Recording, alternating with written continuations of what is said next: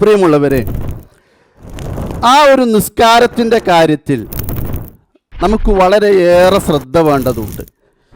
പ്രത്യേകിച്ച് പ്രവാസികളായ നമുക്ക് ദുനിയാവുമില്ല പരലോകവുമില്ല എന്നൊരവസ്ഥ ഒരിക്കലും നമുക്കുണ്ടായിക്കൂടാ.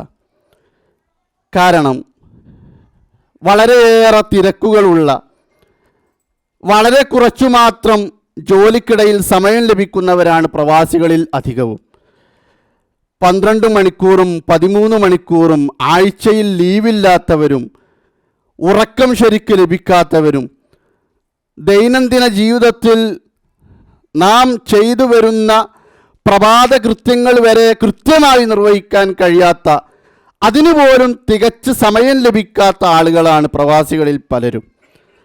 അങ്ങനെ വരുമ്പോൾ ഒരു വിശ്വാസിയുടെ മനസ്സിലുണ്ടാകുന്ന മനക്കുത്താണ് നിസ്കാരത്തിൻ്റെ കാര്യത്തിൽ ഉണ്ടാകുന്നത്.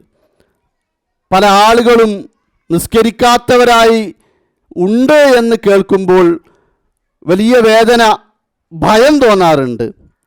കാരണം നിസ്കാരത്തിൻ്റെ കാര്യത്തെ തൊട്ട് അത്രമാത്രം ബോധമേ അവരിലൊക്കെ ഉണ്ടായിട്ടുള്ളൂ എന്നതാണ് അതിന് കാരണം.